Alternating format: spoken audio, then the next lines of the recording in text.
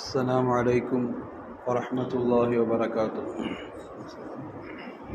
إن الحمد لله وحده والصلاة والسلام على من لا نبي بعده وعلى آله وأصحابه الشرفاء. أما بعد، فقد قال الله تعالى في القرآن الكريم والفرقان الحميد: أعوذ بالله من الشيطان الرجيم، بسم الله الرحمن الرحيم. الله الذي خلقكم ثم رزقكم ثم يميتكم ثم يحييكم، صدق الله مولانا العظيم. وقال نبينا وهو الصادق المصدوق والحبيب المحبوب صلى الله عليه وسلم: ما كنت تقول في هذا الرجل، أو كما قال عليه الصلاة والسلام. وصدق رسوله النبي الكريم، ونحن على ذلك من الشاهدين والشاكرين، والحمد لله رب العالمين. இதுக்கெல்லாம் கொஞ்சம் முன்னாடி வந்து தனித்தனியாக அப்படியே ராகத்தாக தூக்குறதுல வாய்ப்பாக இருக்கும். இரவு நேரம் பகலெல்லாம் ஓடி இருப்போம், நான் தூங்குறது நல்ல வாய்ப்பாக இருக்குது. அப்படி கொஞ்சம் முன்னாடி வந்து புகழ் அனைத்தும் அல்லாஹ் ஜல்ல சுப்ஹானஹு வ தஆலா ஒருவனுக்கு உரித்தாகட்டுமாக.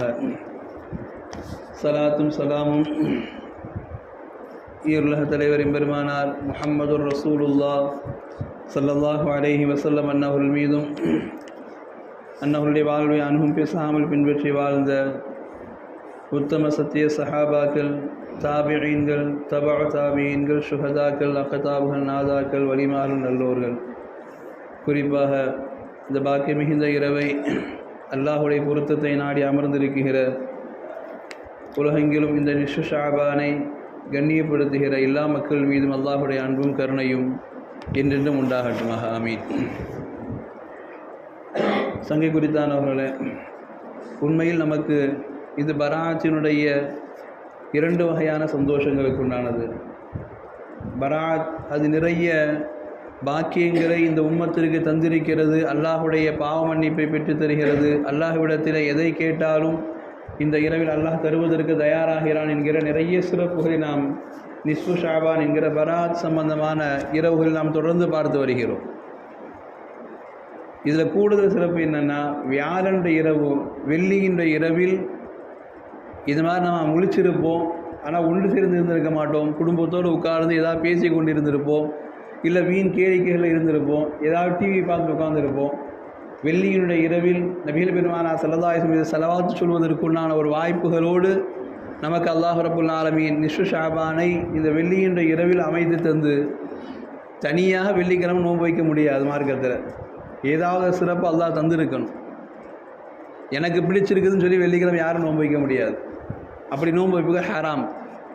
ஆனால் அல்லாஹ்வே நமக்கு ஒரு வாய்ப்பாக அமைத்து தந்து நிஸ்ஃபு ஷாபானுடைய அந்த சுன்னத்தான நோன்பையும் வெள்ளியினுடைய ஜும்மாவில் நமக்கு அல்லாஹ் அமைத்து தருகிறான் என்றால், இதுவெல்லாம் அவனுடைய கருணையினுடைய பார்வையினால் நமக்கு கிடைத்திருக்கிற ஒரு நற்பாக்கியம் என்று நாம் நினைக்க வேண்டும். ஏன்னா நேர் மாற்றமாய் சிலர் அல்லாஹ் அவர்களுக்கு ஹிதாயத்தை தர வேண்டும்.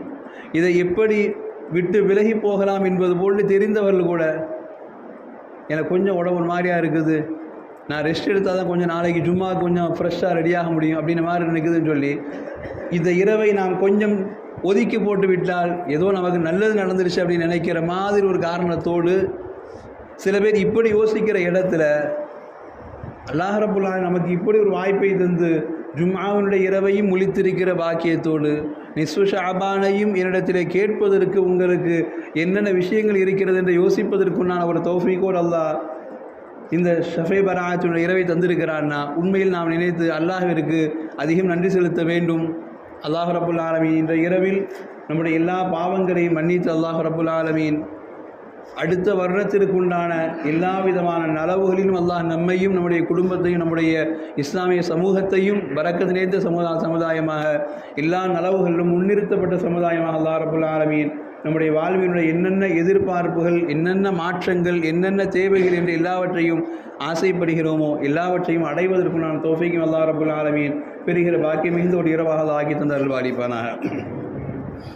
சங்கையானவர்களே, நாம் குறிப்பாக இந்த பராஅத்தினுடைய இரவு குறித்து நாம் பேசுகிற பொழுது, தொடர்ந்து கேட்கிற பொழுதும் நம்முடைய தேவைகள் குறித்து நாம் பேசுகிறோம். அல்லாஹ்விடத்திலே யாசீன் இவது துஆ கேட்கிறோம் என்பது நாம் வளமையாய் செய்து வருகிற விஷயம். நமக்கு இங்கே யோசிப்பதற்கு உண்டான சில விஷயங்களை அல்லாஹ் நினைவுபடுத்துகிறான். என்ன யோசனைக்கு உண்டான விஷயம் அல்லாஹ் நினைவுபடுத்துகிறான்னா, படைத்த ரப்புல் ஆலமீன் நமக்கு எல்லாம் இதாக கேட்குறாங்க. தாயினுடைய கருவறையில் இருக்கிற பொழுதே அல்லாஹ் ரப்புல் ஆலமீன் நம்முடைய ஆயிலை முடிவு செய்து விட்டான். இது என்ன புதுசாக உட்காந்து கேட்க போகிறீங்க? நம்மை படைக்கிற பொழுதே அல்லாஹ் ரப்புல் ஆலமீன் நம்மை நல்லவனா கெட்டவனா என்று முடிவு செய்து விட்டான். நாம் செய்கிற நன்மை தீமைகள்லாம் வந்து விட்டது. இதில் என்ன புதுசாக முடிவு பண்ண போகிறீங்க?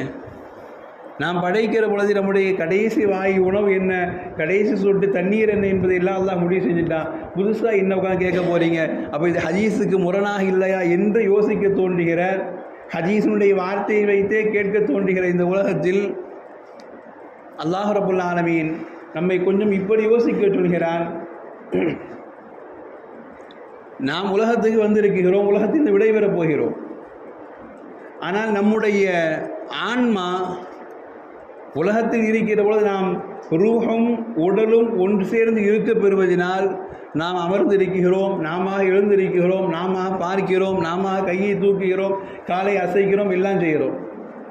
உட்கார்ந்து இடத்தே ரூஹு மட்டும் எல்லாம் தனியாக எடுத்துட்டான்னா நம் கையை அசைப்பதற்கு இன்னொருத்தர் வரணும். ஜனாதான் தூக்கி வச்சு நம்மளை பெஞ்சில் வச்சு குளிப்பாட்ட இன்னொருத்தர் வரணும். நம்முடைய உடம்பின் அசுத்தங்களை வெளியேற்றுவதற்கு இன்னொருத்தர் கூட இருக்கணும். அப்போ இந்த ரூஹும் உடலும் உயிரும் சேர்ந்து இருப்பதினால் நாம் இந்த வாழ்க்கை குறித்து உண்டான யோசனைகளை நாம் வேறு விதமாக யோசிக்கிற இடத்துல மார்க்கம் இப்படி யோசிக்க சொல்கிறது. நாம் இந்த ரூஹ் எப்படியெல்லாம் கடந்து வந்திருக்கிறோம் என்று யோசித்து பார்க்கிற பாதையில் நம்முடைய வாழ்வினுடைய துவக்கத்திலிருந்து 6 வகையான பாதைகளை நாம் 6 உலகத்தை கடந்து தான் கடைசியில் கியாமத்தில் போய் நிற்கிறோம். நமக்கு தெரிஞ்சு உலகத்தில் பிறக்கிறோம், உலகத்தில் மூத்தாகிறோம், கபரில் இருக்கிறோம், எழுப்பப்படுறோம் என்று நினைக்கிறோம். ஆனால் இஸ்லாமிய அறிஞர்கள் கற்றுத்தருவாங்க, ஒரு 6 வகையான உலகத்தை நாம் பார்க்கிறோம். 6 வகையான உலகத்தில் முதல் உலகம் ஆலமுல் அர்வாஹ் என்கிற ரூஹுகள் மட்டும் இருந்த ஒரு உலகம். அல்லாஹ் ரப்புல் ஆலமீன் இந்த உலகத்தை படைப்பதற்கு முன்னால் எல்லாவற்றையும் அல்லாஹ் ரப்புல் ஆலமீன் ஆலமுல் அர்வாஹில் எல்லோரையும் ஒன்று சேர்த்து வைத்திருந்தான். குர்ஆன் அற்புதமாய் பேசும். அங்குதான் நபிமார்களுக்குரிய உடன்படிக்கை எடுக்கப்பட்டது. அங்குதான் எல்லா மனிதர்களுக்கும் உடன்படிக்கை எடுக்கப்பட்டது. அலஸ்து பிரப்பிக்கும், நான் உங்களுடைய இறைவன் இல்லையா என்று அல்லாஹ் ரப்புல் ஆலமீன் நம்மை பார்த்து கேட்டான். நாமும் பலா, நீதான் எங்களுடைய இறைவன் என்று கலிமாவை சொன்ன நாம் மட்டுமல்ல, தொழுகையை பேணிக்கையாக தொழுகிற, நோன்பை விடாமல் நோற்றுக்கொள்கிற, ஜக்காத்தை சரியாய் கணக்கிட்டு கொடுக்கிற ஒரு முழுமையான இஸ்லாமியனாய் வாழ்கிற நாம் மட்டுமல்ல, உலகத்தில் அவனை மறந்திருக்கிற அல்லது அவனுக்கு இணை வைக்கிற அல்லது என்னென்ன வகைகளிலெல்லாம் இதுதான் கடவுள் என்றெல்லாம் நம்ப முடியுமோ, எத்துணை வகையான கடவுள் கொள்கையில் இருக்கிறார்களோ அத்துணை பேருமே படைத்தவுடன் சொன்ன வார்த்தை தான் நீதான் எங்களுடைய இறைவன் என்று சொன்ன வார்த்தை தான். அந்த வார்த்தையை சொன்ன நாம தான், சொன்ன நமக்கும் ஞாபகம் இல்லை, ஆனால் தொழுதுட்டு இருக்கிறோம். சொன்ன அவர்கள் தான், அவர்களுக்கும் ஞாபகம் இல்லை, எதையோ வணங்கி கொண்டிருக்கிறார், எதையோ வணங்கிட்டு இருக்கிறாங்க. ஆனால் நடந்துச்சா இல்லையான்னா நடந்தது. நம்புங்கள் என்று குர்ஆன் சொல்லுகிறது. நம்புங்கள் என்று குர்ஆன் சொல்லுகிறது. கலிமா சொன்ன நம்மளை மட்டும் அல்லாஹ் படைச்சான். படைத்த எல்லோரையும் தான் ஆதம் அலைஹிஸ்ஸலாமை முதல் தண்டிலிருந்து தட்டி எடுத்து வைத்து விட்டு நான் உங்களுடைய இறைவன் தானே என்று கேட்டான். ஆம் என்று சொன்னவர்கள் தான் உலகத்தில் இன்றைக்கி சகோதரத்துவத்தை மறந்து சண்டை பிடித்து வாழ்ந்து கொண்டிருக்கிறோம். உலகத்தில் அந்த கடவுள் பெருசா, இந்த கடவுள் பெருசா, அவன் பெருசா, இவன் பெருசா, பல சண்டைகளுக்கு மத்தியில் வாழ்ந்து கொண்டிருக்கிற நமக்கு அல்லாஹ் ஞாபகப்படுத்துகிறான், ஆலமுல் அர்வாஹில் எல்லோரும் ஒன்றாகத்தானே இருந்தீர்கள். உலகத்தில் போய் அந்த வாக்குறுதியை மறந்ததினால் வந்த விளைவை நீங்கள் பாருங்கள் என்று ஆலமுல் அர்வாஹில் நாம் கடந்து வந்த சிந்தனைகளை அல்லாஹ் ரப்புல் ஆலமீன் நம்மை யோசிக்க சொல்கிறார். அப்படி ஒரு உலகத்தை நாம் இருந்திருக்கிறோம். அந்த உலகத்தை கடந்து தான், அதுதான் முதல் உலகம். அந்த உலகத்தை கடந்து தான் அல்லாஹ் ரப்புல் ஆலமீன் நம்மை இரண்டாவது ஒரு உலகத்திற்கு அல்லாஹ் அனுப்பி வைக்கிறான். ஆலமுல் அஸ்லாப் என்று சொல்வார்கள். நாம் எப்படி பிறந்தோம் என்று யோசிக்கிற பொழுது ஒவ்வொரு தந்தையினுடைய முதுகந்தண்டிலும் அவர்கள் பாதுகாக்கப்பட்டு அவர்கள் ஹலாலான முறையில் திருமணம் முடித்து கொடுக்கப்பட்டு அந்த திருமணத்திற்கு பின்னால் யார் உருவாக வேண்டும் என்பதை அல்லாஹ் முடிவு செய்து இன்னாருடைய பிள்ளையா இவன் உருவாக வேண்டும், இத்தனை வருடங்களுக்கு பின்னால் உருவாக வேண்டும், அல்லது திருமணத்தின் இத்தனை மாதத்திலேயே உருவாக வேண்டும் என்று எல்லாவற்றையும் அல்லாஹ் முடிவு செய்து வைத்திருந்தான். அதுவரையிலும் நமக்கு விவரம் தெரிஞ்சு ஒரு 13 வயதில் நாம் பெரிய பிள்ளையாக மாறுகிறோம் என்றால் அந்த 13 வயதிலிருந்து ஒரு திருமணம் முடிக்கப்படுகிற ஒரு 24 வயது 25 வயது அது வரைக்கும் கூட நம்முடைய முதுகந்தண்டில் அல்லாஹ் ரப்புல் ஆலமீன் நம்மை பாதுகாத்து வைத்திருந்தான். நம்முடைய பெற்றோருடைய முதுகந்தண்டில் நம்மை அல்லாஹ் பாதுகாத்து வைத்தான். கிட்டத்தட்ட ஒரு அதிலேயே ஒரு 12 வயதிலிருந்து ஒரு 26 வயது வரைக்கும்னா ஒரு 14 வருட காலங்கள் நாம் நம்முடைய தந்தையினுடைய முதுகந்தண்டிலேயே பாதுகாக்கப்பட்டு இருந்திருக்கிறோம். நம்மளால் உணர முடியுதுங்களா? ஒரு வாழ்க்கையை ஆலமுல் அர்வாஹ் நாம் அல்லாஹ்விடத்தில் ஒப்பந்தம் செய்து கொடுத்த ஒரு வாழ்க்கை, அந்த வாழ்க்கையை நம்மால் உணர முடியல, ஆனால் வாழ்ந்து வந்திருக்கிறோம். அதற்கடுத்த ஒரு பிரயாணம், உலகத்தை நோக்கி வருகிற பிரயாணத்தில் நம்முடைய தந்தையினுடைய முதுகந்தண்டில் நாம் பாதுகாக்கப்பட்டு இருந்திருக்கிறோம்.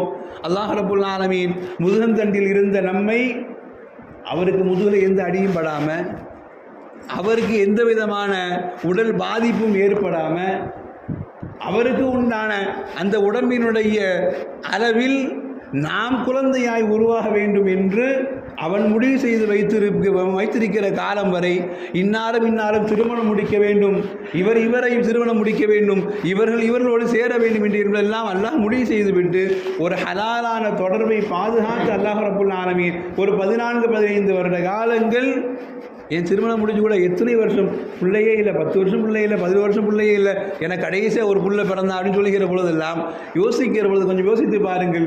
இப்படிப்பட்ட ஒரு பிரயாணத்தை நாம் மேற்கொண்டிருக்கிறோம். தந்தையுடைய முதுகந்தண்டில் ஒரு 14-15 வருடங்கள் அல்லாஹ் நம்மை பாதுகாத்து வைத்து பிறகு தாயினுடைய கருவறைக்குள்ளே கொண்டு வந்து சேர்த்திருக்கிறார். இது 2வது வகையான உலகத்தை நோக்கி வருகிற 2வது வகையான பிரயாணம். ஆலமுல் அர்வாஹை முடித்துவிட்டு ஆலமுல் அஸ்னாப் என்கிற முதுகந்தண்டு வழியாய் நம்மை பாதுகாத்து அல்லாஹ் கொண்டு வந்து சேர்க்கிறான்.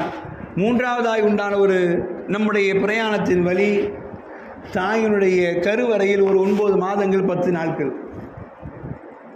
3வது உலகம் ஆலமுல் அர்வாஹம்பாங்க. ஆலமுல் அர்வாஹ் 3 உலகத்தை. இன்றைக்கி உலகத்தில் யாரெல்லாம் இப்படி நாம் நிமிர்ந்து உட்காந்து இன்றைக்கி இந்த பேச்சை கேட்குறோமோ நமக்கெல்லாம் ஒரு 3 வாழ்க்கை முடிஞ்சு போச்சுங்கிறத யோசித்து பார்க்க முடியுதா? 3 வாழ்க்கையை முடிச்சிட்டோம். ஆலமுல் அர்வாஹையும் முடித்து வந்திருக்கிறோம், ஆலமுல் அஸ்னாப் என்கிற முதுகந்தண்டில் பயணித்த வாழ்க்கையை முடித்து வந்திருக்கிறோம், ஆலமுல் அர்வாஹ் என்கிற தாயின் கருவறையினுடைய வாழ்க்கையும் முடித்து வந்திருக்கிறோம். அதனால் நாம் பேசுவோம், சொல்லுவோம், உலகத்தில் எது வேணாலும் கிடைச்சிட்டு திரும்ப முடியாத ஒரே ஒரு அறை இருக்கிற தாயினுடைய கருவறை தான் என்று நாம் பெருமையாய் பேசுகிற இடத்துல 3 பிரயாணத்தை முடிச்சு தான் 5லேருந்து 50லேருந்து 80 வரைக்கும் வரிசையாக உட்கார்ந்துருக்கிறோம். அப்போ நம்முடைய உலகத்தை நோக்கி உண்டான ஒரு பிரயாணம் என்பது, நம்முடைய ஆன்மாவுக்கும் உடலுக்குமான உண்டான ஒரு சம்பந்தம் என்பது தெரியாமலேயே ஒரு 3 பிரயாணங்கள் முடித்தவர்கள் நாம். என்ன நமக்கு தெரியலன்னு சொன்னால், அந்த 3 பிரயாணத்திலும் நாம் எதையுமே மெனக்கடலை. அந்த 3 பிரயாணத்திலும் ஆலமுல் அர்வாஹில் இருக்கிற பொழுதும் நாம எதையும் மெனக்கடலை. தந்தையுடைய முதுகந்தண்டில் இருக்கிற பொழுதும் நாம் பாதுகாக்கப்பட்டிருக்கிற பொழுதும் நாம் எதையும் மெனக்கிடலை. ஏன்? தாயின் கருவறைக்குள்ளே வந்து இரத்தக்கட்டியாய் ஒட்டி பிறகு சதை கட்டியாய் மாறி பிறகு அது எலும்பாய் போர்த்தப்பட்டு எலும்பிற்கு மேல் அல்லாஹ் ரப்புல் ஆலமீன் இவன் இப்படி உருவாக வேண்டும், ஆணாகும் பெண்ணாகும் என்று உருவத்தை கொடுத்து, அந்த உருவத்தினுடைய அமைப்பை கொடுத்து, தோலை கொடுத்து, எல்லா அழகையும் கொடுத்து ஒரு 9 மாதம் 10 நாட்கள் முழுமையாய் நம்மை மனிதனாய் வெளியே கொண்டு வந்து சேர்க்கிற வரைக்கும் நமக்கு எந்த மெனக்கடலும் இல்லை. சாப்பாட்டுக்காக ஏதாவது தாயின் கருவில் உட்காந்து தட்டி கேட்டோம், எனக்கு பசிக்குது சாப்பாடு கூட கேட்டோமா?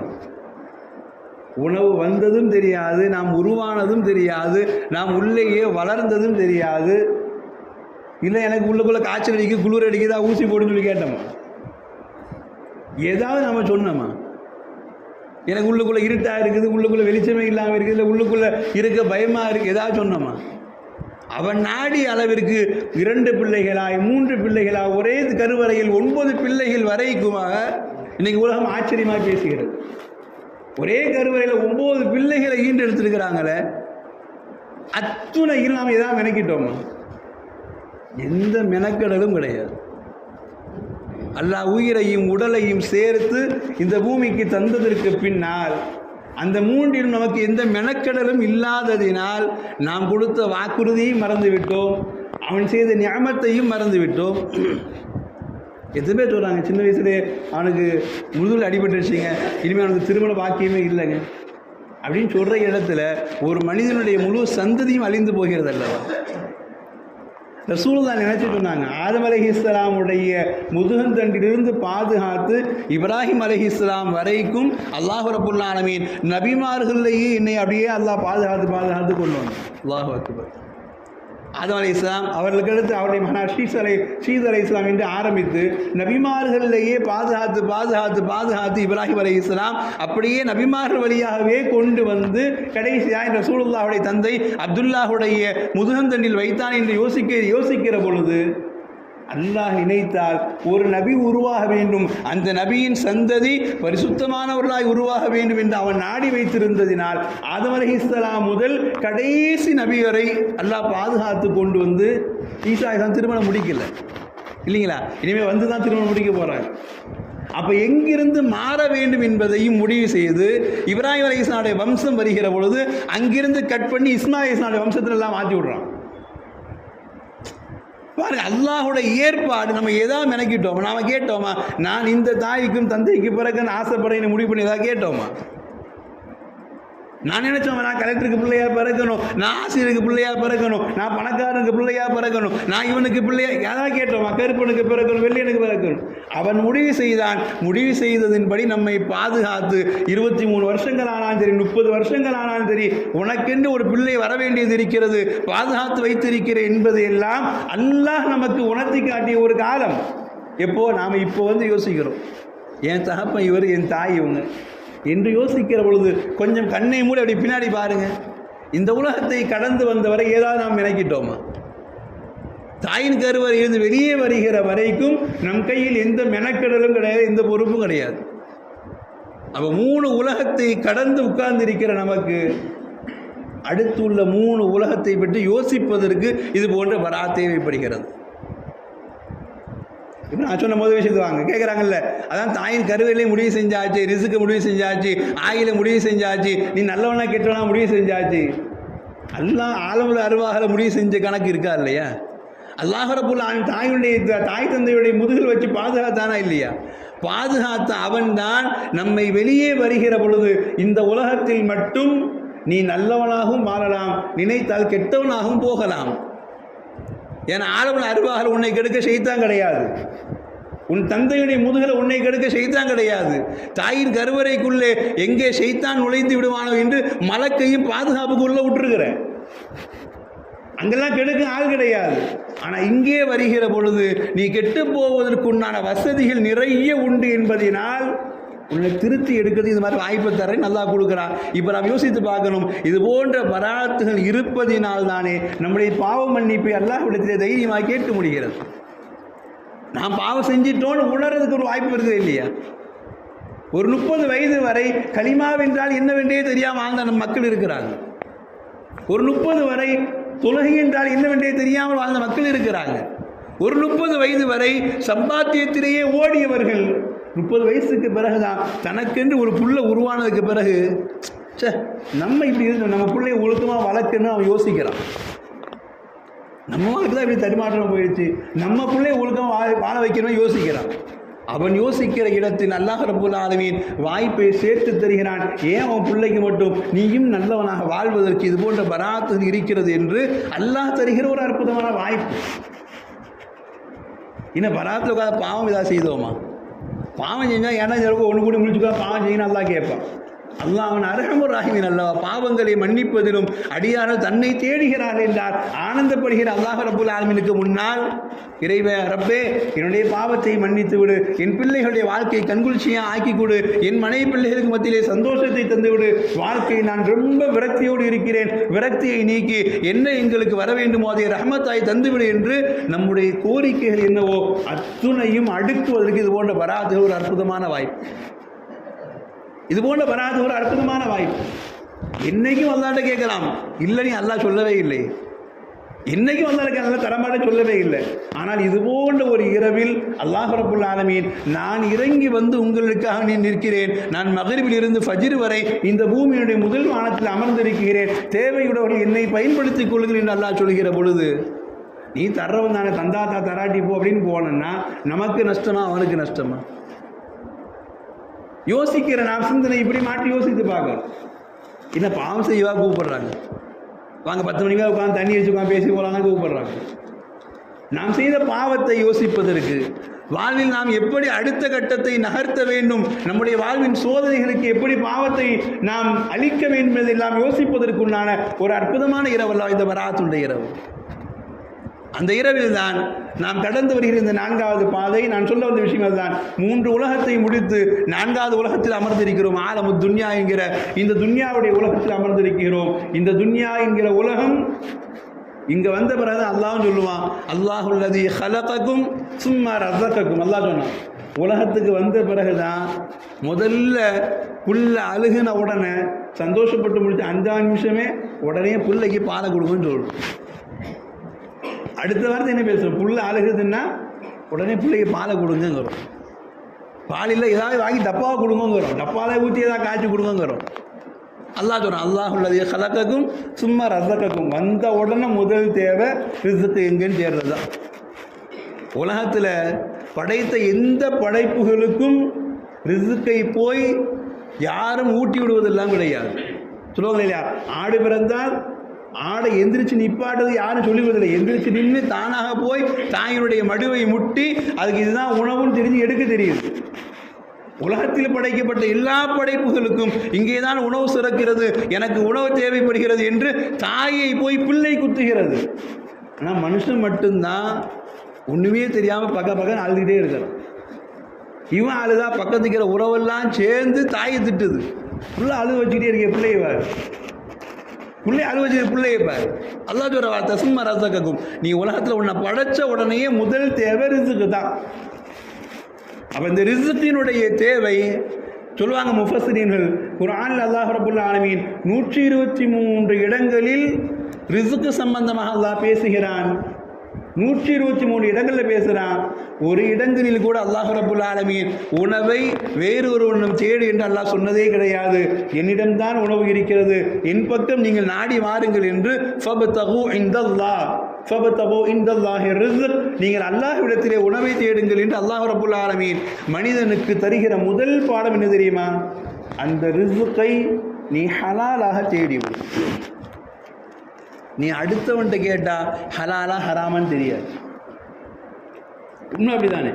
கஷ்டத்தில் இருக்கிற பொழுது கடன் தரதே பெருசு, இது வேற உனக்கு காசு சுத்தமாக தருவாங்களா? இன்னைக்கு உலகம் அப்படி தானே கேட்குது. அவன் உனக்கு 2 ரூபா வட்டிக்கு தரான், அவனுக்கு 50 காசு தான் உனக்கு பெரிய யோக்கியமாக போதோ, வட்டி பெரிய தப்புன்னு பேசுகிறா கேட்குறமா இல்லையா?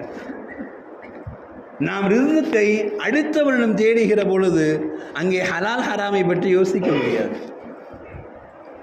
ரிஸ்கை நாம் அடுத்தவர்களிடம் தேடுகிற பொழுது, நாளை காலையில் உங்கள் வீட்டு வாசலில் பணத்தோடு நிற்கிறேங்க, இல்லாட்டி கேளுங்கன்னு சொல்லுவான். அவன் நைட்டே மூத்தா போகிறான்னு ஊரை விட்டு ஓடி வரான். யாருக்கு உத்தரவாதம் இருக்குது? அல்லாஹ் மட்டும்தான் ரிஸ்கை தருவதற்கு உத்தரவாதத்தை அவன் மட்டும்தான் தன் கையில் வைத்திருக்கிறான். ரிஸ்கை ஹலாலாய் தருவதற்குண்டான உத்தரவாதத்தை அல்லாஹ் மட்டும்தான் வைத்திருக்கிறான். ரிஸ்கை நமக்கு எது ஒத்து வரும் என்று தெரிந்து தருபவன் அவன் மட்டும்தான்.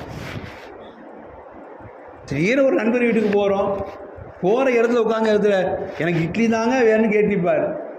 நீங்கள் 11 மணிக்கு வந்து எங்கேயுமே கடையமே சுற்ற முடியுங்க. சுற்றி பார்த்த கடை ஃபுல்லாக பரோட்டாவாக இருக்குது, கடை ஃபுல்லாக பர்கராக இருக்குது, பீஸா கேட்டால் 12 மணி கூட தர்றாங்கிறான், இட்லி தர மாட்டேங்கிறானே. என்ன தேவை, எவ்வளவு தேவை, இவன் ஆரோக்கியத்திற்கு எது தேவை, ஹலாலா எது தேவை, அத்துணை உத்தரவாதங்களும் அல்லாஹ்வினால் மட்டும் தர முடியும் என்பதனால் அல்லாஹ் சொல்கிறான் என்னிடத்தில் ரிஸ்கை தேடு. இதுதான் அவங்க வச்சுக்கிற ரகசியம். அதுதான் நாம சொல்லுவோம் பிள்ளைங்க இது இல்லையா, வீட்டுக்கு போனால் எங்கள் அப்பா அம்மா ஆக்கி வச்சிருப்பா, சட்டியில் போட்டு திறந்து சாப்பிட போகிறோம், சட்டியில் திறந்து சாப்பிடுவோம். அந்த சாப்பாடில் பள்ளி உலா பாதுகாக்கிறது யார் பாதுகாக்கிறா? அந்த சாப்பாடை ஃபுட் பாய்சன் ஆக பாதுகாக்கிற யார் பாதுகாக்கிறா? அம்மாவே அறியா 4 கல் உப்பு அதிகமாக போட்டுச்சுன்னா இது ஒரு சாப்பாடு நான் அங்கேயே தின்றது சொல்கிறமா இல்லையா? அப்போ அல்லாஹ் சொல்றான், உனக்கு தேவை எது உன் ஆரோக்கியத்திற்கு ஒத்து வரும், எது உன் ஈமானை பாதுகாக்க ஹலாலாய் தேவைப்படும், எது உனக்கு அவசியமாய் தேவை என்பதை எல்லாம் நான் மட்டும்தான் தெரிஞ்சு வச்சிருக்கிறேன். அதனால ரிஸ்க் வேணும்னா என்கிட்ட கேளுங்கிற அல்லாஹ். நம்முடைய பிள்ளைகளுக்கு சொல்லிக் கொடுக்க வேண்டிய முதல் பாடம் அதுதான். ரிஸ்கை கேள். நான் பெற்றவனாய் சம்பாதித்து போட முடியும். நீ ஆசைப்படுவதெல்லாம் சம்பாதிக்கலாம், நீ ஆசைப்படுவதெல்லாம் வீட்டில் மூட்டையாக வாங்கி வைக்கலாம். ஆனால் அது உன் வயிற்றிற்குள்ளே ஹலாலாய் நிம்மதியாய் இறங்க வேண்டுமானால் நீ கேளு. என் அப்பா சம்பாதிக்கிற ஹலாலான சம்பாத்தியத்தை நீ பறக்கத்தாய் கூடிய ஆள்தான் கேளு. என் தந்தையுடைய வருமானத்தை விஸ்தீர்ணமாக்கக்கூடிய ஆள்தான் நீ கேளு. பிள்ளைகளுக்கு நாம் சொல்லித்தர வேண்டும்.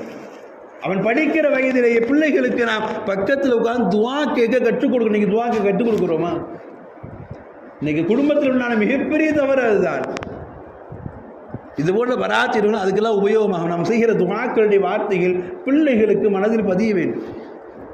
ஹலால்னா என்ன, அந்த ரிஸ்க்குன்னா என்ன, அல்லாஹ்வுடைய புறத்தில் இருந்தால் என்ன, ரிஸ்க்கு எவ்வளோ ஆச்சுன்னு அதெல்லாம் நிறைய விஷயங்கள் பேசுறதுக்கு நான் நேரங்கள் குறைவு. ஆனால் விஷயங்களை சொல்லணுங்கிறா சொல்கிறேன். ரிஸ்க்கை அல்லாஹ் தங்கிட்ட கேளுன்னு சொன்னதை நம்முடைய பிள்ளைகளுக்கு வேகமாக சொல்லிக் கொடுக்கணும்.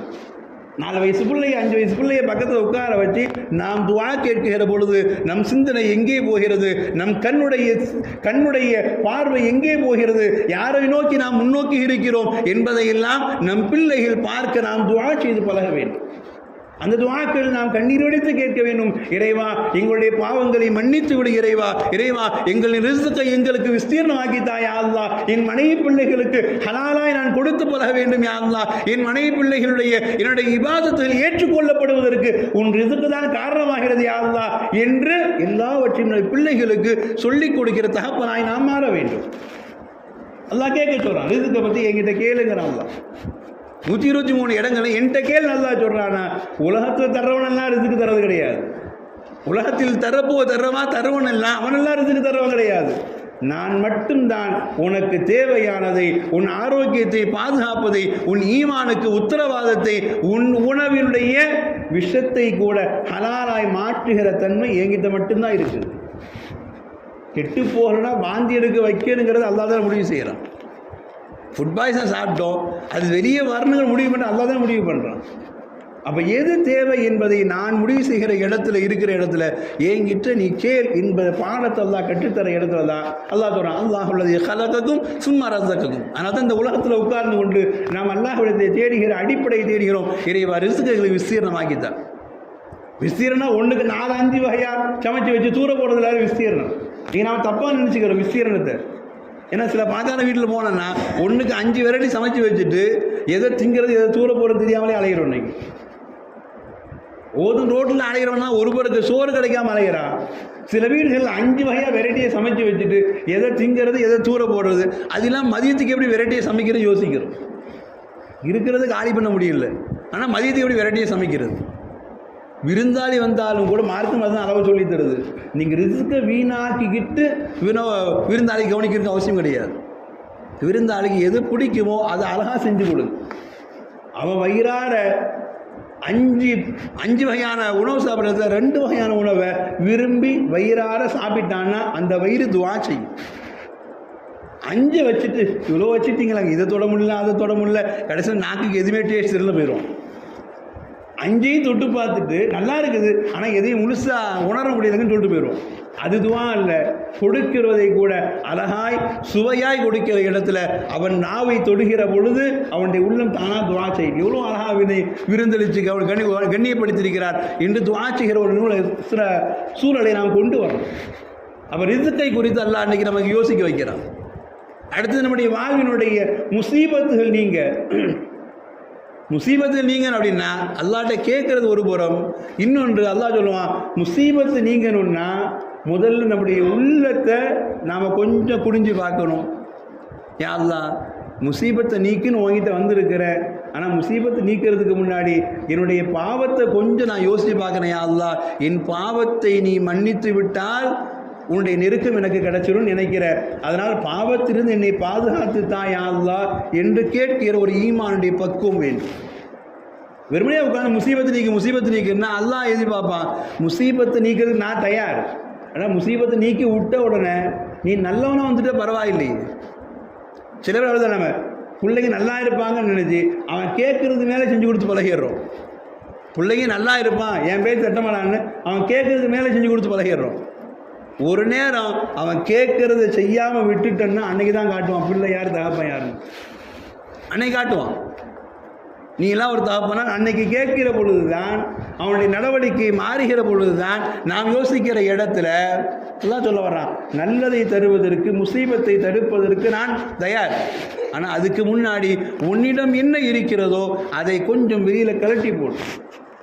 உன்னிடம் இருக்கிற பாவத்தினுடைய சிந்தனையை, உன்னிடம் இருக்கிற பொறாமையுடைய குணத்தை, உன்னிடம் இருக்கிற அடுத்தவனை பார்த்து நீ கேவலமாக நினைக்கிற எண்ணங்களை இதெல்லாம் கொஞ்சம் தூரமாக்கி போடும்.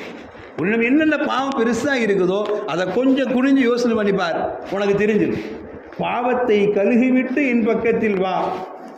அதுதான் உமர் ரலியல்லாஹுடைய துவா. இந்த இதில் ரொம்ப ஸ்பெஷலான துவா.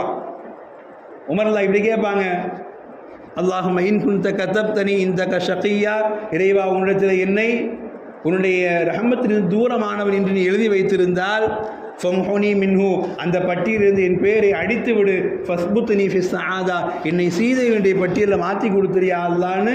அல்லாஹு அக்பர். உமர் பேசினால் அவரின் நாவில் அல்லாஹ் பேசுகிறான் என்று ரசூல் சொன்ன உமர் அல்லாஹ் கேட்ட துவா இது.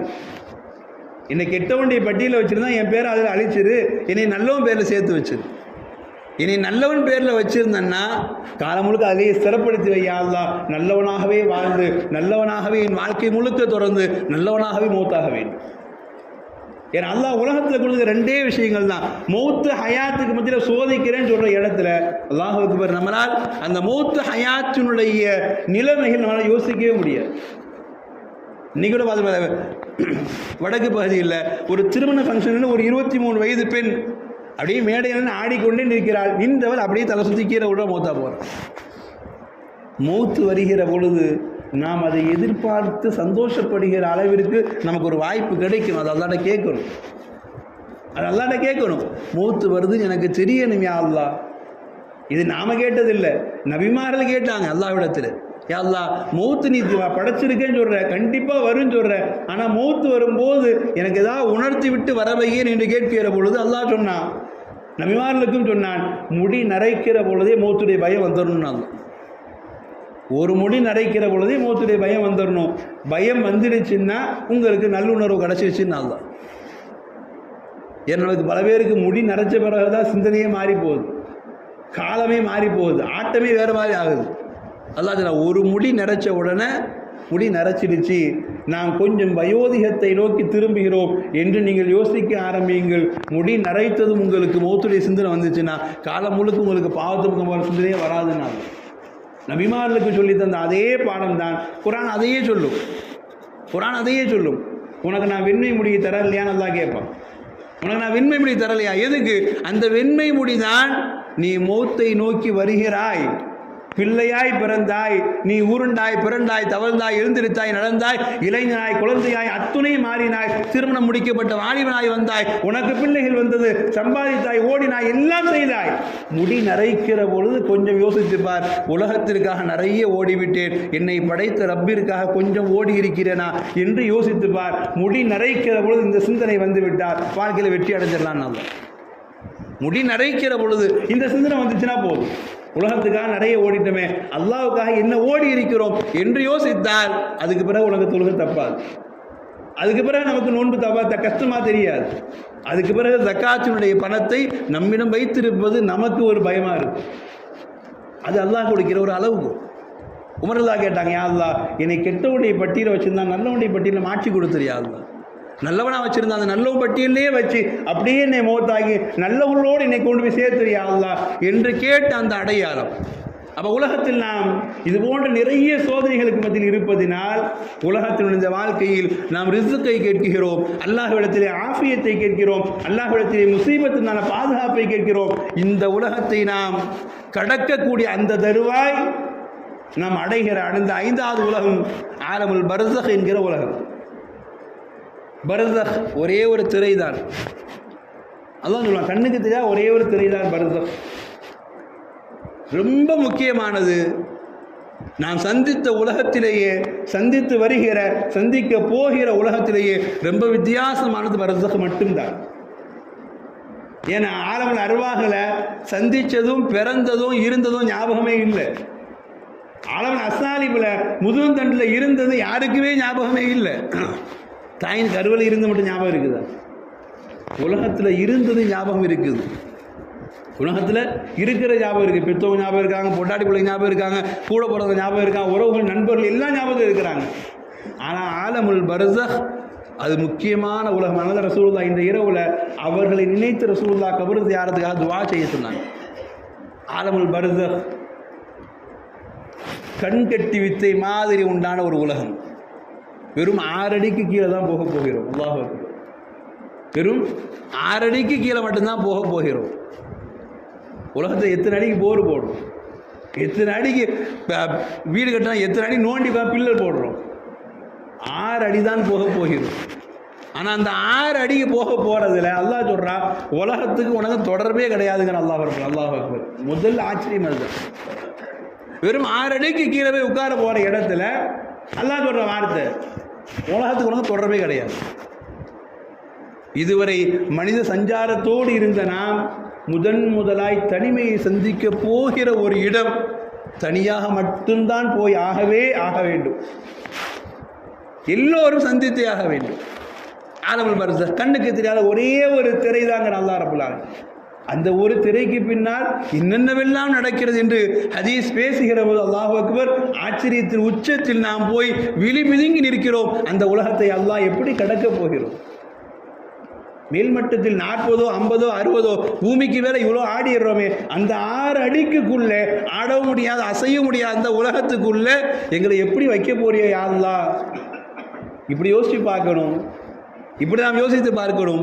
மேலே இருக்கிற நமக்கு அபயக்குரல் கேட்டால் எவன் வேணாலும் பதில் கொடுக்கலாம், யார் வேணாலும் பதில் கொடுக்கலாம். கீழே போய்விட்டால் அபயக்குரலுக்கு பதில் தர வேண்டுமானால் அல்லாஹ்வினால் மட்டும்தான் முடியும். அந்த ஒரு இடம் 6 அடிக்கு கீழே தான் போக போகிறோம். பதில் தர வேண்டுமானால் அல்லாஹ்வினால் மட்டும்தான் முடியும். இன்னைக்கு கபர்ஸ்தானில் போய் நிற்கும் போது அப்படி லைட் வெளிச்சமாக இருக்கும். கொஞ்சம் கண்ணை மூடி நாம் யோசித்து பார்க்கணும். இந்த 6 அடிக்குள்ளே நாம் போகிற பொழுது அல்லாஹ் இந்த 6 அடி எப்படி மாற்றி தருவானோ என்று யோசித்தோமானால் வாழ்க்கையில் அதற்கடுத்து நமக்கு வருகிற எந்த துன்பமும் பெருசாக தெரியாது. ரசூலுல்லாஹ் சொன்னாங்க, இன்கிதாஉ துன்யா, துன்யாவுடைய முதல் தொடர்பு அருந்து போகிற இடம் நம்முடைய ரூஹை கைப்பற்றப்பட்ட உடனேயே துன்யாவுடைய முதல் தொடர்பு அருந்து போகிவிடும். நம்மை தூக்கிச் செல்கிறார்கள். தூக்கிச் செல்கிற பொழுது சொன்னாங்க, ரூஹு மட்டும் பேசுகிறது, உடல் பேசாது. உடல் பேச நம்ம கேட்டுருவோம். ரூஹு மட்டும் பேசுகிறது, என்னையே நீ இவ்வளவு வேகமாய் தூக்கி கொண்டு ஓடுகிறாய், நான் நன்மையை சம்பாதிக்கலையே, என் வீட்டிலேயே நீ வச்சிருன்னு ரூஹு சொல்லுது. 4 நாளாக அழுத மனைவி போட்டாரு சொல்கிறா, வச்சிருந்தா நாரி போயிடும், இனிமேல் வந்தாலும் பரவாயில்ல, வராட்டி பரவாயில்ல, தூக்கிட்டு போல கிளம்புங்க.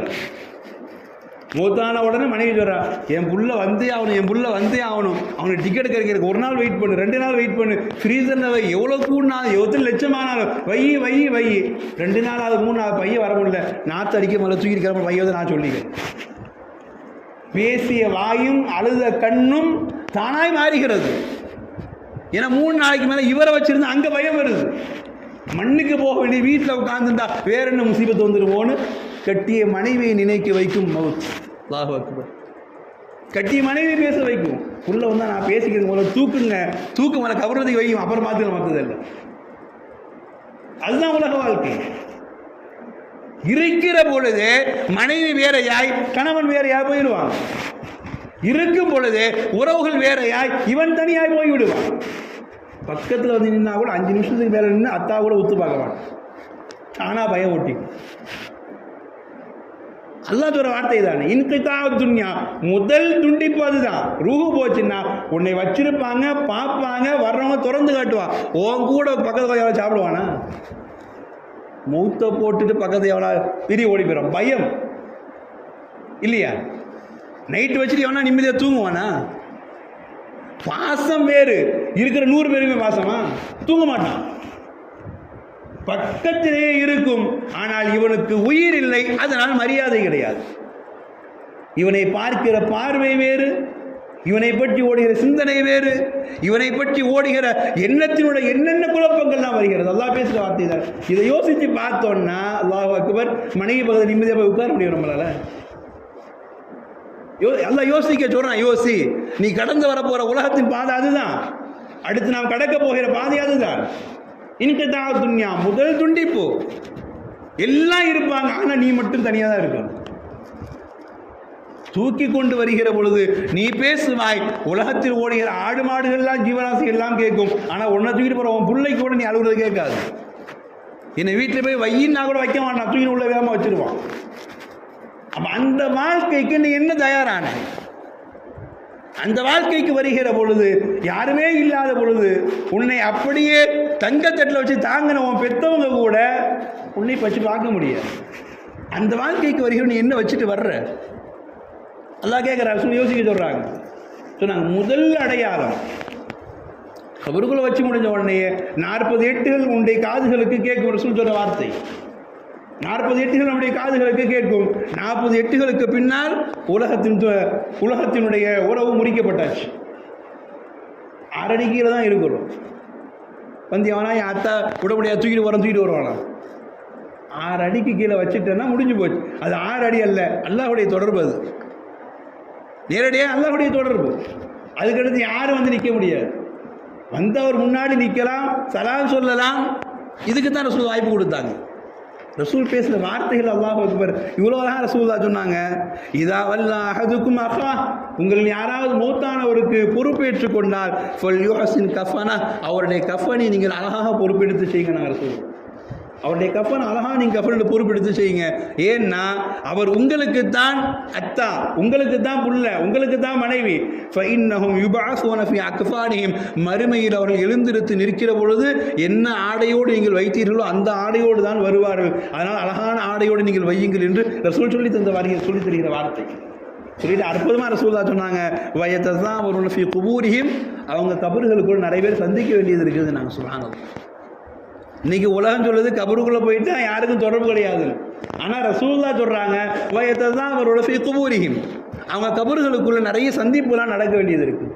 அல்லாஹ் அக்பர். ஆச்சரியம் என்ன தெரியுமா?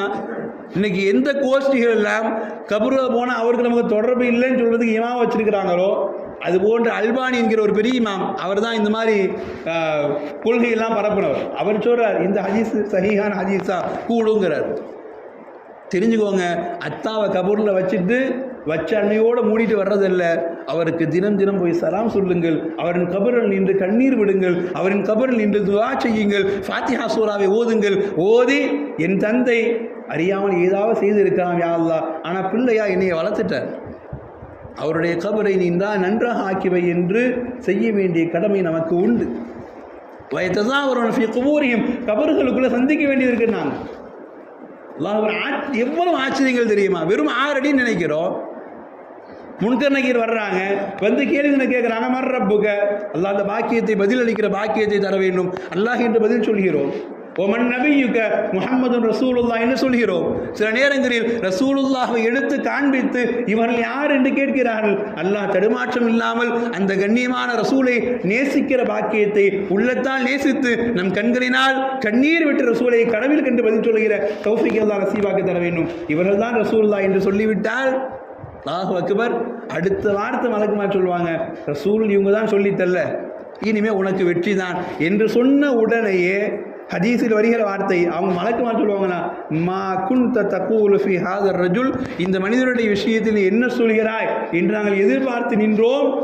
நீ சரியானதை சொல்லிவிட்டாய் என்று சொல்லிவிட்டு அவங்க சொல்லுவாங்களா, அது குன்னா நாலமும் அன்னக்க தக்கூலு ஹாதா, நீ இதுதான் ரசூலுல்லாஹ் அப்படின்னு சொல்லுவேன் எங்களுக்கு தெரியும், நாங்கள் எதிர்பார்த்து இருந்தோம் என்று சொல்லிவிட்டு கபரை பார்த்து சொல்வார்களாம். சும்ம யுஃப்ஸஹு லஹு ஃபீ கபரிஹி 70 திரா, இவருக்கு ஒரு 70 முழம் அளவு கபர் விசாலமாக்குங்க. சுப்ஹானல்லாஹ்.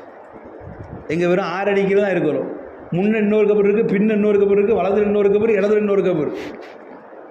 ஆனால் அல்லாஹ் தரா இதுதான் தர.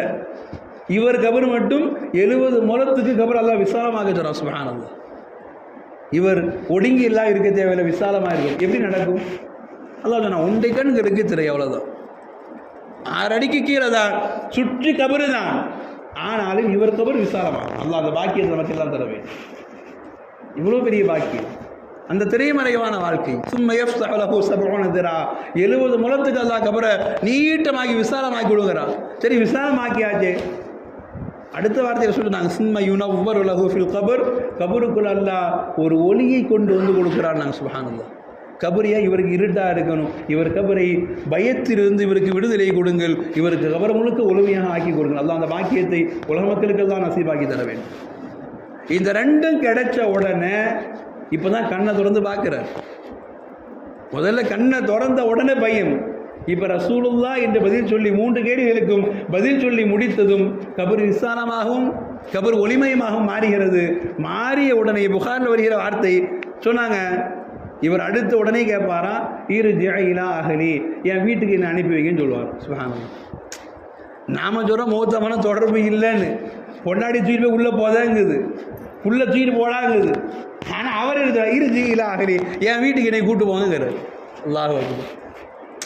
அப்போ தொடர்பு இல்லாமலா உள்ளே போன உடனே பொண்டாட்டியும் பிள்ளையும் பெற்றவங்களும் உறவுகளும் ஞாபகத்துக்கு வருது? கரெக்டாக சொல்கிறாரு, எதுவுமே இல்லையா? எது காரணம் நடந்தால் கரெக்டாக சாப்பாடில் காரியத்தில் கண்ணா இருக்காயா? அந்த மாதிரி தூக்கிட்டு போய் வச்சுக்கிறது கபருக்குள்ள 6 அடிக்குள்ளே உட்காந்துக்கிட்டு அவர் பேசுகிற வார்த்தை என்ன, நான் ஜெயிச்சிட்டேன்ல, இறுதிகளாக என் வீட்டில் போய் விட்டுருங்க. அல்லாஹ் அக்பர். இந்த வார்த்தை சொல்லுகிற பொழுது நாம் எப்படி நினைப்போம்? நாம் தான் பேசுகிறோம், வேற யாரும் பேசல. அல்ல அந்த பாக்கியத்தை 2 கேள்விக்கு பதில் சொல்லிட்டோம்னா 3 கேள்விக்கு பதில் சொல்லியாச்சு, சோனவாதி ஆகியாச்சு. அப்புறம் எனக்கு என்ன வேலை, இறுதியில் என் வீட்டில் போய் விடுன்னு. மலக்குமார்கிட்ட இவர் பேசுகிறார். மலக்குமாருடைய உருவம் என்ன, அவருடைய கண்கள் என்ன, ஹதீஸுடைய பார்த்தால் அவ்வளோ பயம். ஆனால் நல்லவனா மாறிட்டா இவர் கேட்குறாரு, இன்னைக்கு எங்கிட்ட என்ன வேலை, கேள்விக்கு பதில் என் வீட்டில் போய் விட்டுருங்க, என் பொண்டாடியை பார்க்கணும், என் பிள்ளையை பார்க்கணும், என் அத்தாவை பார்க்கணும், என் சொந்தத்தை தான் பார்க்கணும், என்னை ஊடி உள்ளே அடைச்சி வச்சுருக்கீங்களேன்னு சொல்கிறார். அல்லாஹ் அக்பர். அவருக்கே அவ்வளோ துடிப்பு இருக்குன்னா மேலே இருக்கிற நமக்கு கொஞ்சம் துடிக்க வேணாம்? உள்ளே இருக்கிற அவரே துடிக்கிறார், என் வீட்டை போகணும், என் வீட்டை பார்க்கணும், என் வீட்டை பார்க்கணும் துடிக்கிறாருன்னா நமக்கு அந்த துடிப்பு வேணாம்? என் அத்தா தானே, என் அம்மா தானே, வச்சுட்டா எல்லாம் முடிஞ்சு போச்சா, நான் போய் அவரை பார்க்கணுமா இல்லையா என்று துடிக்காத உள்ளங்கள் என்ன பிள்ளைகள், நாம் என்ன உறவுகள், நாம் வச்சாச்சுங்க, முடிஞ்சு போச்சுங்க. அவர்கள் உட்காந்து படுவாய் பேர வச்சுட்டு போனால் வச்சு போனால் உடனே தேடுறேன் கொஞ்சமாக உனக்கு யோசனைக்காக கேட்பார் இல்லையா? சொல்கிறார்ல, இறுதியாக என் வீட்டுக்கு என்னை கூட்டு போங்கிறார், என் வீட்டில் என்னை திரும்ப விட்டுருங்கிறார். அவனை என்ன அர்த்தம்? அவர் இன்னும் ரூஹோடு இருக்கிறார். என் மகன் வருவான், என் தந்தை வருவான், என் உறவுகள் வரும், என் நண்பன் வருவான், யாராவது என்னை தேடி வருவான், வந்து எனக்கு முன்னாடி நிற்பான் என்று அவர் யோசிக்கிறார் என்றுதானே அர்த்தம். இந்த தொடர்பை கூட நாம் நம் வஃபாத்தானவர்களுக்கு கொடுக்கலன்னா அவருக்கு பிள்ளையா பிறந்து நாம் எது சம்பாதிச்சிட்டோம்? அந்த தாய்க்கு பிள்ளையா பிறந்து நாம் என்ன தேடி கொடுத்துட்டோம்? இவ்வளவு ஆச்சரியமா ஹதீஸ்ல வருது. ரூஹை வாங்கி கொண்டு மேலே போகிறார்கள் மலக்குமார்கள். பின்னாடியே மௌத்தா போன எல்லாம் அப்படியே படப்பட்டாலும் போய் நிற்குதான். மலக்குமார் ஒரு புறம் யாருப்பா யாருப்பா யாருப்பா நல்ல மனமாக இருக்குது, யார் மௌத்தானா கேட்டுட்டு போக, ஹதீஸில் வருகிறது பின்னாடியே ரூஹுகள்லாம் சேர்ந்து போகிறதா. போய் அங்கே போய் நின்று அன்மா ஆரிஃபிஹிம், ஹதீஸில் வருகிற வார்த்தை ஃபயஸ்தக்பிரூனஹு அன் மஆரிஃபிஹிம், யாருப்பா திடீர்னு இன்னைக்கு புதுசாக நம்ம கூட்டத்தில் வச்சு ஏந்திருக்கிறாங்களோ யார் அப்படின்னு அங்கே போய் விசாரிக்கிறாங்க. விசாரிச்சு எந்த ஊருக்காரர், எந்த தெருக்காரர், அங்கே போய் பேசிக்கிறாங்கண்ணா, உங்கள் பக்கத்தில் நாங்கள் ஞாபகம் இருக்குதுங்களா, இப்போ ஏன் சொந்தக்கார பையன் எப்படி இருக்கிறான், என் பையன் எப்படி இருக்கிறான் அப்படின்னு அங்கே ரூஹை சந்திக்கிறது, பேசிக்கொள்கிறதுங்கிற ரசூலுல்லாஹ் சொன்னாங்களா. இது எப்படி நம்ப முடியாமல் இருக்கும் அப்படின்னு ஆலமர அருவாகில் நாம் இருந்ததை அல்லாஹ்விற்கு ஒப்பந்தம் கொடுத்து நாம் ஞாபகம் வச்சிருக்கிறோமா? நடந்தது என்று ஏற்றுக்கொள்கிறோம். ஆலமர அருவாகில் தான் தாவூத் அலைஹிஸ்ஸலாமுக்கு ஆதம் அலைஹிஸ்ஸலாம் தன் வயதிலிருந்து 60 வயசை தூக்கி கொடுத்தாங்க. என் பிள்ளைக்கு என்ன வயசு 40 கொடுத்துக்கிற, 100 கொடு, நான் பிச்சை போடுறேன்னு 60 வயசு எடுத்து அப்படி பணக்காரனா எடுத்து கொடுத்தாங்க. 60 வயசு தான் நடந்தது. ஆழ்மருவாக நடந்ததை நாம் நம்புகிறோம். அல்லாஹ் சொல்றான், ரூஹுகளும் அப்படித்தான். ஒரு ரூஹை எடுத்துக்கொண்டு மௌத்தானார்னா ரூஹு மேலே போகிறது, மௌத்தான எல்லாரும் பின்னாடியே போதான். யாருப்பா இந்த ஊருக்காரரா, எங்க அவரையும் பக்கத்து இருக்காங்க, நாங்கள் பக்கத்து தெருக்காரதாங்க, நான் என்னை பற்றி ஞாபகம் இருக்கான் கேளுங்க. அல்லாஹ் அக்பர். அப்போ ரூஹுகளுக்கு தெரிகிறது, ரூஹுகளுக்கு தொடர்பு இருக்கிறது. நம்மை குறித்து ஏதாவது உலகத்தின் நல்லதை பேசுவதற்கு ஆள் இருக்க வேண்டும் என்பதை அங்கே ரூஹுகள் யோசிக்கிறது. நாம் செய்துவிட்ட நல்லதை பற்றி ஏதாவது பேசுவான் என்று யோசிப்பதற்கு அங்கே ரூஹுகள் தேடுகிறது. நாம தான் வாழ்கிற பொழுது அவன் வேணாம், இவன் வேணாம், யாரு வேணாம், வெட்டி வெட்டி வெட்டி விட்டு வாழ்ந்துடுறோம். ஆனால் ரூஹம் அலைகிற பொழுது நம்ம நினைக்கிறோம், நான் கொஞ்சம் கஷ்டத்தை பொறுத்திருந்து நல்லவனா என் பெற்றோன்னு இருந்திருக்க மாட்டானா, என் பொண்டாட்டி பிள்ளைகள் கொஞ்சம் சந்தோஷமாக இருந்திருக்க மாட்டானா, நான் சம்பாதிச்சு கொஞ்சம் எடுத்து கொடுத்துருக்க மாட்டேனா, நான் அவன்கிட்ட நல்ல பேர் வாங்கியிருக்க மாட்டேனா, இவன்கிட்ட நல்ல பேர் வாங்கியிருக்க மாட்டேனான்னு அங்கு போய் யோசிக்கிறோம். ரசூலுடைய வார்த்தை, பூமியில் உள்ளவங்களை பற்றி அந்த ரூஹுகள் விசாரிக்கிறது என்று ரசூல் சொல்கிற வார்த்தை. சொல்லி அவங்க சொல்கிறாங்க, யாராவது போய் விசாரிக்கிறாங்க, ஏன்னா அவர் போன மாதம் மூத்தா போயிட்டாருங்க, அப்போ நான் இந்த பக்கம் வரலையே, ஒருவேளை கெட்டவனாக மூத்தா போய்விட்டாரோ என்று ரூஹுகள் கூட பேசிக்கொள்கிறது. நாங்கள் ரசூல் என்று ரூஹுகள் கூட பேசுகிறது. நல்லவன் கொடுத்து வரணும், ஒருவேளை கெட்டவன போயிட்டானோ, அவன் என்ன பாவம் செஞ்சானோ என்று ரூஹுகள் கூட, ரூஹை கைப்பற்றப்பட்ட உடனேயே ரூஹுகள் சந்திக்கிறது, ரூஹுகள் பேசிக்கொள்கிறது. கபருக்குள் வைக்கப்பட்ட உடனேயே கபருக்குள்ளே இருக்கிற மனிதன் பேசுகிறான், என் மனைவி பிள்ளைகளோடு நான் தொடர்பு கொள்ள வேண்டும், எனக்கு வாய்ப்பை தாருங்கள் என்று கேட்கிறான் என்றால் நம்முடைய தொடர்புகள் தேடுகிறார்கள். அவர்கள் இன்னும் கபருக்குள்ளே மிளித்திருந்து என் கணவர் எனக்காக வருவார் என்று மனைவி தேடிக்கொண்டிருக்கிறார். மனைவிக்காக வேண்டி கணவன் தேடிக்கொண்டிருக்கிறார், பிள்ளைகளுக்காக வேண்டி பெற்றோர் தேடுகிறார்கள், உறவுகளுக்காக வேண்டி உறவுகள் தேடுகிறது, எல்லாம் தேடிக்கிட்டு தான் இருக்கிறார். ஆனால் ரசூலுல்லாஹ் இந்த இரவுல நீங்க போய் அவர்களை நினைத்து பாருங்கள். கொஞ்சம் மருத்துவமாக சொல்றாங்க, வீட்டுக்கு போல அனுமதி கிடையாது, வந்தாச்சு முடிஞ்சு போச்சு. இவர் அடம் பிடிக்கிறது தாங்க முடியல. அல்லாஹ் சொன்னாங்க, யா அல்லாஹ் வீட்டுக்கு போகணுங்கிறார். அல்லாஹ் சொன்னா, நிம் நௌமத்தில் அரூஷ், புது மாப்பிள்ளை தூங்குற மாதிரி அவரை தூங்குன்னு சொல்லுங்க, தூங்கிடுவார். புது மாப்பிள்ளை தூங்குற மாதிரி தூங்குங்க. புது மாப்பிள்ளைக்கு எந்த கவலையாக இருக்குமா? 5 லட்ச ரூபா கடன் முடிச்சாலும் கல்யாணம் முடிச்சா விட்டு அதை பார்த்துக்கலாம், அப்படிதான் சொல்லுவான். விட்டு அதெல்லாம் பார்த்துக்கலாம், கடன் இல்லாமல் எவங்க இருக்கா மனுஷனா, பார்த்துக்கலாம் அப்படின்னு. கல்யாணம் முடிஞ்சவனுக்கு எந்த கவலையும் இல்லாமல் எப்படி தூங்கி முழிப்பானோ அது மாதிரி நீ தூங்கு. முழிக்கிற போது இன்ஷா கியாமத் வந்துடும். நீ தேடினவங்க அத்தா வந்துடுவா, நீ தேடினவங்க அம்மா வந்துடுவான், நீ தேடினவங்க பொண்டாட்டி எல்லாம் வந்துடுவான் என்று அல்லாஹ் தூங்க வைப்பதற்காக வேண்டி மலக்குகளுக்கு சொல்லுகிறான் என்கிற அந்த வார்த்தைக்கு பின்னே இந்த சமூகம் உணர வேண்டிய அடையாளம் என்ன தெரியுமா?